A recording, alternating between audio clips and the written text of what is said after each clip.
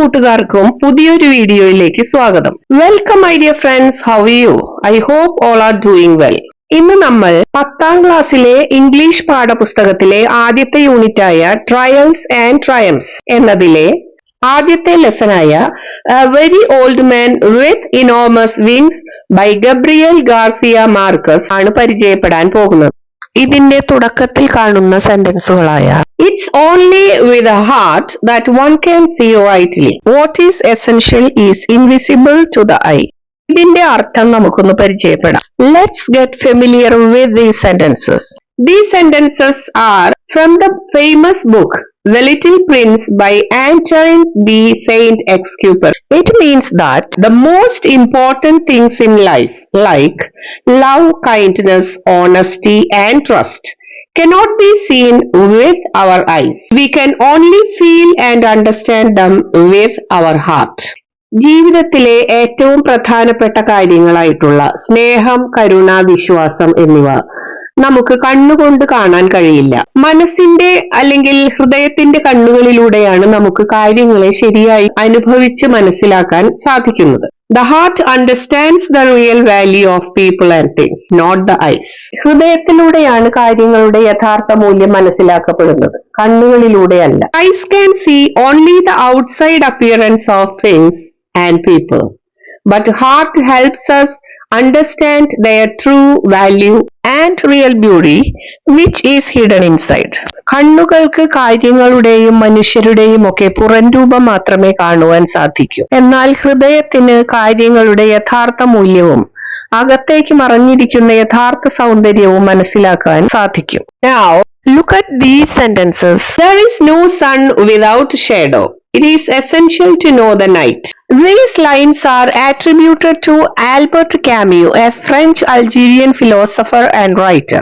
ഈ വരികൾ ഒരു ഫ്രഞ്ച് അൾജീരിയൻ തത്വചിന്തകനും എഴുത്തുകാരനുമായ ആൽബർട്ട് കാമ്യുവിന്റേതാണെന്ന് വിശ്വസിക്കപ്പെടുന്നു. ഈ വരികൾ അദ്ദേഹത്തിന്റെ തത്വചിന്തയെയാണ് പ്രതിഫലിപ്പിക്കുന്നത്. മനുഷ്യാനുഭവങ്ങളുടെ ഭാഗമായിട്ടുള്ള വിരുദ്ധങ്ങളായ പ്രകാശം, ഇരുട്ട്, പകൽ, രാത്രി ഇവ തമ്മിലുള്ള ബന്ധത്തെയാണ് ഈ വരികളിലൂടെ സൂചിപ്പിക്കുന്നത്. The line, "There is no sun without shadow," suggests that light and darkness, happiness and sadness, good times and bad times all are connected. What is meant by sun and shadow here?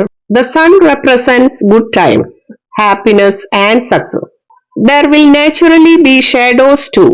The shadow represents problems, difficulties or sadness. When we have happy moments, we may also face challenges. There is no sun without shadow എന്ന വരിയിലൂടെ പ്രകാശവും ഇരുട്ടും സന്തോഷവും ദുഃഖവും ജീവിതത്തിലെ ഒഴിച്ചുകൂടാനാവാത്ത ഘടകങ്ങളാണ് എന്നാണ് പറയുന്നത്. ഒന്നിനും മറ്റൊന്നില്ലാതെ നിലനിൽക്കാനാവില്ല എന്ന ആശയത്തെയാണ് സൂചിപ്പിക്കുന്നത്. It is essential to know the night implies that understanding and accepting darkness, that is struggles, challenges or hardships, is essential to truly appreciate the light, that is joy, successes or peace. Today it is essential to know the night എന്നത് ജീവിതത്തിലെ സന്തോഷങ്ങൾ ശരിക്കും മനസ്സിലാകണമെങ്കിൽ അല്ലെങ്കിൽ ആസ്വദിക്കണമെങ്കിൽ ജീവിതത്തിലെ തിക്താനുഭവങ്ങൾ, അതായത് വൈതരണികളോ ബുദ്ധിമുട്ടുകളോ വിഷമാനുഭവങ്ങളോ ഒക്കെ അറിഞ്ഞിരിക്കണം എന്നാണ് അദ്ദേഹം ഇതിലൂടെ സൂചിപ്പിക്കുന്നത്. സൂര്യനില്ലാതെ നിഴലുണ്ടാകില്ല. പ്രകാശവും അന്ധകാരവും സന്തോഷവും ദുഃഖവും നല്ല സമയങ്ങളും മോശം സമയങ്ങളും എല്ലാം പരസ്പരം ബന്ധപ്പെട്ടിരിക്കുന്നു. ഇതാണ് ഈ വരികളിലൂടെ അർത്ഥമാക്കുന്നത്. സൂര്യൻ നല്ല സമയങ്ങളെ, സന്തോഷത്തെ, വിജയത്തെ ഒക്കെ പ്രതിനിധീകരിക്കുന്നു. നിഴൽ ദുഃഖത്തെയും ബുദ്ധിമുട്ടുകളെയും സൂചിപ്പിക്കുന്നു. സൂര്യപ്രകാശമുണ്ടെങ്കിൽ നിഴൽ സ്വാഭാവികമാണ്. അതുപോലെ സന്തോഷമുള്ള സമയങ്ങളിൽ പോലും ചില വെല്ലുവിളികൾ ഉണ്ടാകാം. The night represents dark or difficult times in life. Knowing and experiencing difficulties helps us understand and appreciate happiness better. രാത്രി ദുഃഖത്തിന്റെയും ബുദ്ധിമുട്ടുകളുടെയും പ്രതീകമാണ്. ഈ ദുഷ്കരമായ അനുഭവങ്ങൾ നമ്മെ സന്തോഷത്തിന്റെ മൂല്യം മനസ്സിലാക്കുവാൻ സഹായിക്കുന്നു. Good times and bad times are connected.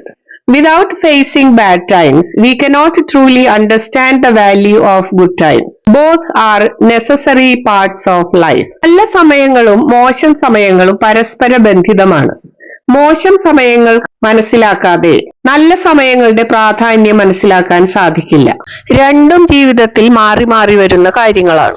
Sun means happiness and success. സൂര്യൻ സന്തോഷത്തെയും വിജയത്തെയും സൂചിപ്പിക്കുന്നു. നിഴൽ ബുദ്ധിമുട്ടുകളെയും ദുഃഖത്തെയും സൂചിപ്പിക്കുന്നു. Shadow means problems and sadness. Night means difficult times. രാത്രി ദുഷ്കര സമയങ്ങളെയാണ് കാണിക്കുന്നത്. I hope the explanations were clear to you. Now, let's move on to let's read and reflect. Kindness and empathy are essential qualities in our world. സഹാനുഭൂതിയും കരുണയും നമ്മുടെ ലോകത്ത് അത്യന്താപേക്ഷിതമായ ഗുണങ്ങളാണ്. These spread light and hope even in the darkest times. ഇത്തരം qualities നമ്മുടെ ജീവിതത്തിലെ ഇരുണ്ട സമയങ്ങളിൽ പ്രകാശവും പ്രതീക്ഷയും നൽകുന്നു. Our society tends to isolate the ones who appear different, especially those who are weak and vulnerable. വ്യത്യസ്തരായി കാണപ്പെടുന്നവരെ, പ്രത്യേകിച്ച് ദുർബലരായിട്ടുള്ളവരെ നമ്മുടെ സമൂഹം ഒറ്റപ്പെടുത്തുവാനുള്ള ഒരു പ്രവണത കാണിക്കാറുണ്ട്. We may not always realize that even small acts of compassion can have a significant impact on many lives. സഹാനുഭൂതിയോടുകൂടിയുള്ള ചെറിയ ചെറിയ പ്രവർത്തനങ്ങൾ പോലും അനേക ജീവിതങ്ങളിൽ വലിയ മാറ്റം ഉണ്ടാക്കാമെന്നുള്ളത് നമ്മൾ എല്ലായ്പ്പോഴും തിരിച്ചറിയാറില്ല. This paragraph highlights the importance of kindness and empathy in today's world. It explains that even small acts of compassion can bring hope and positivity, especially during difficult times. ഈ പാരഗ്രാഫിലൂടെ സഹാനുഭൂതി, കരുണ എന്നിവയുടെ പ്രസക്തിയെക്കുറിച്ചാണ് സൂചിപ്പിക്കുന്നത്. It also points out that society often tends to ignore or separate those who seem different or are vulnerable. വ്യത്യസ്തരായി തോന്നുന്നവരെയും ദുർബലരെയും സമൂഹം പലപ്പോഴും ഒറ്റപ്പെടുത്തുന്നതിനെ കുറിച്ചും ഇത് സൂചിപ്പിക്കുന്നു. So, showing kindness can deeply impact many lives, even if we don't always realize it. അതിനാൽ നമ്മുടെ ദയയും സഹാനുഭൂതിയും അനേക ജീവിതങ്ങളിൽ വലിയ മാറ്റങ്ങൾ സൃഷ്ടിക്കാൻ കഴിയുമെന്നതാണ് ഇതിന്റെ പ്രധാന അർത്ഥം. Is it clear to you? Now let's move on to the story A Very Old Man with Enormous Wings by Gabriel Garcia Marquez. The light was weak even at noon. When Pelayo was coming back to the house, it was hard for him to see what was moving and groaning in the rear of the courtyard. സൂര്യപ്രകാശം വളരെ കുറവുള്ള ഒരു ഉച്ചസമയം. ചുറ്റുപാടും വളരെ മങ്ങിയാണ് കാണപ്പെട്ടിരുന്നത്. Pelayo was returning to his house, found it difficult to see what was moving and making strange sounds in the back of the yard. ഈ കഥയിലെ പ്രധാന കഥാപാത്രമായ പെലായോ വീട്ടിലേക്ക് തിരിച്ചു വരുമ്പോൾ വീടിന്റെ പുറകുവശത്ത് എന്തോ അനങ്ങുന്നത് പോലെ തോന്നി. അതുപോലെ തന്നെ ഞരക്കത്തോടെയുള്ള ഒരു കരച്ചിലും കേട്ടു. പക്ഷേ ഉച്ചസമയമാണെങ്കിലും വെളിച്ചം കുറവായതുകൊണ്ട് അദ്ദേഹത്തിന് അത് കാണുവാനോ വ്യക്തമായി മനസ്സിലാക്കുവാനോ സാധിച്ചില്ല. പക്ഷേ ആ ശബ്ദം അദ്ദേഹത്തിന്റെ ശ്രദ്ധയെ അങ്ങോട്ട് ആകർഷിക്കുകയുണ്ടായി. Something strange or unexplained was making noise in the background, which drew Pelayo's attention, making him curious and worried about what was happening. പറഞ്ഞറിയിക്കാൻ പറ്റാത്ത രീതിയിൽ എന്തോ പ്രത്യേക രീതിയിലുള്ള ഒരു ശബ്ദം ആണ് അദ്ദേഹത്തിന് കേൾക്കാൻ സാധിച്ചത്. അതുകൊണ്ട് തന്നെ അവിടെ എന്താണ് സംഭവിക്കുന്നതെന്നോർത്ത് അദ്ദേഹം ആകുലപ്പെടുകയും ചെയ്തു. He had to go very close to see that it was an old man, a very old man. The man was lying face down in the mud. In spite of his tremendous efforts, the man couldn't get up, impeded by his enormous wings. Pelayo had to approach very closely to see what was moving and making noise. അവൻ ദൂരെ നിന്ന് നോക്കിയപ്പോൾ അവിടെ എന്താണ് നടക്കുന്നതെന്ന് മനസ്സിലാക്കാൻ സാധിച്ചില്ല. അതുകൊണ്ട് തന്നെ അവന് അതിന്റെ അടുത്തേക്ക് പോകേണ്ടി വന്നു. He got close enough. He saw that it was an old man, an extremely old man lying face down in the mud. അടുത്തേക്ക് പോയപ്പോൾ കണ്ടത് ഒരു വൃദ്ധനെയാണ്. വളരെ പ്രായമുള്ളൊരു വൃദ്ധൻ ചളിയിൽ മുഖം താഴ്ത്തി കിടക്കുകയായിരുന്നു. Despite the man's efforts to rise, He couldn't get up because his huge wings were preventing him from doing so. That made it very difficult for him to get up.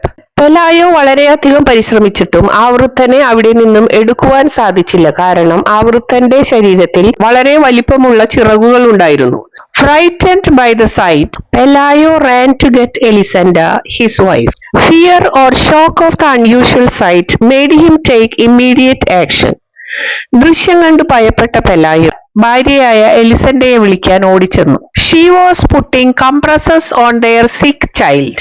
Elisenda was taking care of their sick child, applying compresses likely to bring down a fever or ease discomfort.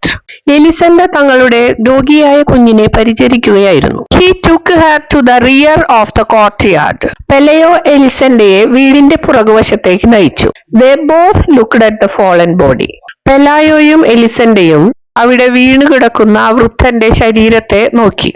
The man was dressed like a rag picker. അവിടെ വീണുകിടന്നിരുന്ന വൃദ്ധൻ ഒരു ഭിക്ഷക്കാരനെ പോലെയുള്ള വസ്ത്രമായിരുന്നു ധരിച്ചിരുന്നത്. The man was dressed in rags, much like a beggar or someone who collects scraps of cloth or other materials from the streets. അദ്ദേഹത്തെ കണ്ടപ്പോൾ തെരുവോരങ്ങളിൽ നടന്ന് പഴയ വസ്ത്രങ്ങളും പഴയ സാധനങ്ങളും മറ്റും ശേഖരിക്കുന്ന ഒരു മനുഷ്യനെ പോലെയാണ് തോന്നിച്ചത്. This description emphasizes his poor and shabby appearance. There were only a few faded hairs left on his bald skull and very few teeth in his mouth. This reinforces the image of an elderly, weak and worn out figure. ആ വൃദ്ധന്റെ കഷണ്ടി തലയിൽ വളരെ കുറച്ച് മങ്ങിയ മുടി മാത്രമാണ് ഉണ്ടായിരുന്നത്. അദ്ദേഹത്തിന്റെ വായിൽ വളരെ കുറച്ച് പല്ലുകൾ മാത്രമേ ഉണ്ടായിരുന്നുള്ളൂ. His pitiful condition seemed that of a drenched great grandfather. അദ്ദേഹത്തിന്റെ ദയനീയമായ അവസ്ഥ കൊണ്ട് അദ്ദേഹം ഒരു ക്ഷീണിതനായ ഒരു മുതുമുത്തച്ഛനെ പോലെ കാണപ്പെട്ടു. The old man's condition was so pathetic that it removed any dignity, respect or sense of grandeur he might have had. മുൻപ് എന്ത് മഹിമയുണ്ടായിരുന്നാലും അതൊന്നും തോന്നിപ്പിക്കാത്ത വിധത്തിലായിരുന്നു അദ്ദേഹത്തിന്റെ സഹാനുഭൂതി തോന്നിപ്പിക്കുന്ന തരത്തിലുള്ള ഇപ്പോഴത്തെ അവസ്ഥ. His huge buzzard wings, dirty and half plucked, were entangled in the mud. തൂവലുകൾ നഷ്ടപ്പെട്ട അദ്ദേഹത്തിന്റെ വലിയ ചിറകുകൾ ചെളിയിൽ പൂണ്ടുപോയിട്ടുണ്ടായിരുന്നു. They looked at him so long and so closely that Pelayo and Elisenda very soon overcame their surprise. Their initial surprise faded as they started to get used to the situation. അവർ കുറെ നേരം ആ വൃദ്ധനെ വളരെ അടുത്തു നിന്ന് നോക്കി നിന്നു. അതുകൊണ്ട് തന്നെ അവർക്ക് അദ്ദേഹത്തെ ആദ്യം കണ്ടപ്പോഴുണ്ടായ അത്ഭുതത്തെ മറികടക്കാൻ കഴിഞ്ഞു. അതായത് അവർ അദ്ദേഹത്തെ ആദ്യം കണ്ടപ്പോഴുണ്ടായ അത്ഭുതം അവർക്ക് മാറിക്കിട്ടി. In the end they found him familiar. വിചിത്ര രൂപമുള്ള ആ വൃദ്ധൻ അവസാനം അവർക്ക് പരിചിതനായി തോന്നാൻ തുടങ്ങി. This suggests that the old man, despite his strange appearance, started to feel less alien to them. Then they dared speak to him. After observing the old man for a while, Pelayo and Elisenda gathered the courage to speak to him. ചിറകുള്ള ആ വൃദ്ധനെ കണ്ട ഉടനെയുള്ള ആശ്ചര്യം മാറിക്കഴിഞ്ഞപ്പോൾ അവർ അദ്ദേഹത്തോട് സംസാരിക്കാൻ ധൈര്യം കാണിച്ചു. He answered in an incomprehensible dialect with a strong sailor's voice. അദ്ദേഹം ഒരു മനസ്സിലാവാത്ത ഭാഷയിൽ ശക്തമായ നാവികന്റെ ശബ്ദത്തോടെ പ്രതികരിച്ചു. When they spoke to the old man, he responded in a dialect they couldn't understand. But his voice had the tone of a sailor, implying he had a rough and deep voice, possibly from years at sea. അവരുടെ ചോദ്യത്തിന് അദ്ദേഹം പറഞ്ഞ മറുപടി അവർക്ക് വ്യക്തമാകുന്ന ഭാഷയിലായിരുന്നില്ല എങ്കിലും അദ്ദേഹത്തിന്റെ സ്വരം ഒരു ശക്തനായ നാവികന്റേതാണെന്നുള്ളത് വ്യക്തമായിരുന്നു. വർഷങ്ങളോളം കടലിൽ ചെലവഴിക്കപ്പെട്ട ജീവിതത്തിന്റെ അനുഭവ സമ്പത്താൽ രൂപപ്പെട്ട കഠിനവും ആഴമുള്ളതുമായ ശബ്ദമായിരുന്നു അദ്ദേഹത്തിൻ്റെത്. They concluded that he was a lonely castaway from some foreign ship wrecked by the storm. തകർന്നു പോയ ഒരു വിദേശ കപ്പലിൽ നിന്നും രക്ഷപ്പെട്ട ആളാണ് അതെന്ന് അവർ ഊഹിച്ചു. ലോൺലി കാസ്റ്റവേ എന്നാൽ കപ്പലപകടത്തിൽ അതിജീവിച്ചെങ്കിലും ഒറ്റപ്പെട്ടുപോയ ആൾ എന്നാണ് അർത്ഥമാക്കുന്നത്. Then they called in a neighbor woman to see him. അവർക്ക് അയാളെ കുറിച്ച് ആശങ്ക തോന്നിയപ്പോൾ അവർ അയാളെ കാണാൻ അയൽപക്കത്തുള്ള ഒരു സ്ത്രീയെ വിളിച്ചു കൊണ്ടുവന്നു. All she needed was one look to show them their mistake. അയാളെ ഒറ്റ നോട്ടത്തിൽ കണ്ട മാത്രയിൽ അയാൾ ആരാണെന്ന് ആ സ്ത്രീ മനസ്സിലാക്കി. അവർ കരുതിയത് തെറ്റാണെന്ന് അവൾക്ക് വ്യക്തമായി തോന്നി. He is an angel, she told them. അയാൾ ഒരു ദൈവദൂതനാണ്, അവൾ അവരോട് പറഞ്ഞു. അവളുടെ വിശ്വാസപ്രകാരം അയാൾ അവിടെ എത്തിയിരിക്കുന്നത് പെലായോയുടെ അസുഖബാധിതനായ കുട്ടിയെ കാണാനോ അല്ലെങ്കിൽ ആ കുട്ടിയുടെ അസുഖം ഭേദമാക്കാനോ വേണ്ടിയാണ് എന്നാണ്. The poor fellow is so old that the rain knocked him down. പക്ഷേ ആ വൃദ്ധൻ വളരെ പ്രായമായതുകൊണ്ട് ശക്തമായ മഴയിൽപ്പെട്ട് അദ്ദേഹം ചളിയിലേക്ക് വീണുപോയതാകാം എന്നാണ് അവൾ വിശ്വസിക്കുന്നത്. On the following day, everyone knew that a flesh and blood angel was held captive in Pelayo's house.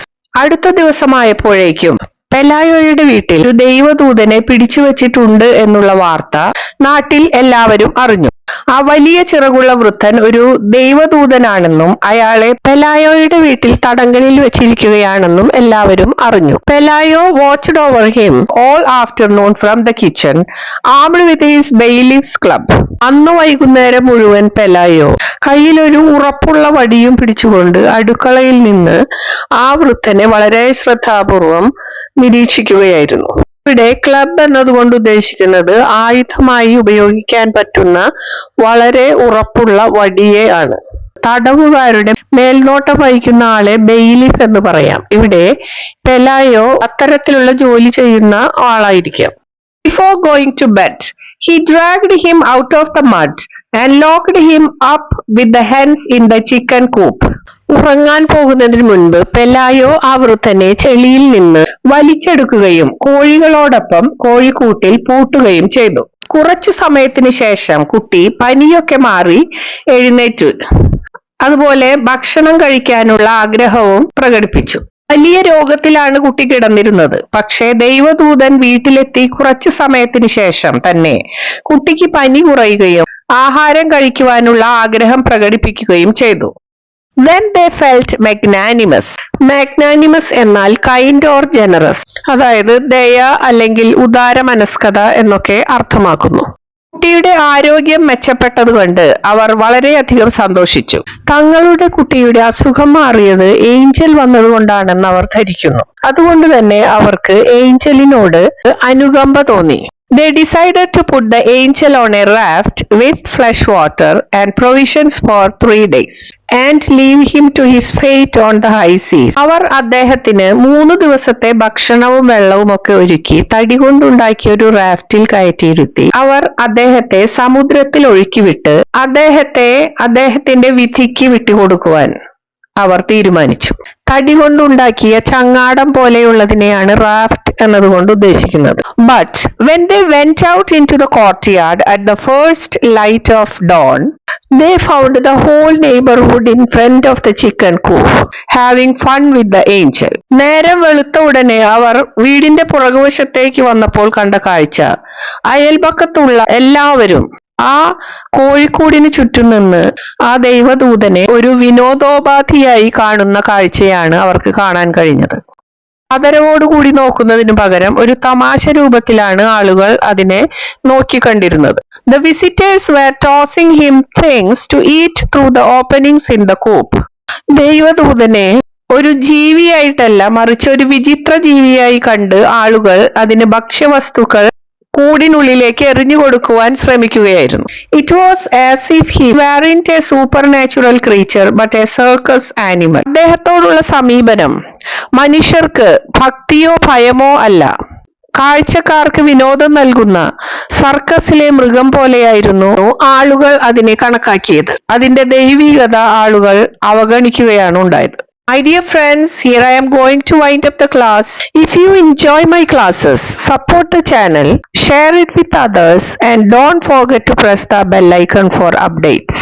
We will continue the rest of the lesson in the next class. Thank you. Have a nice day.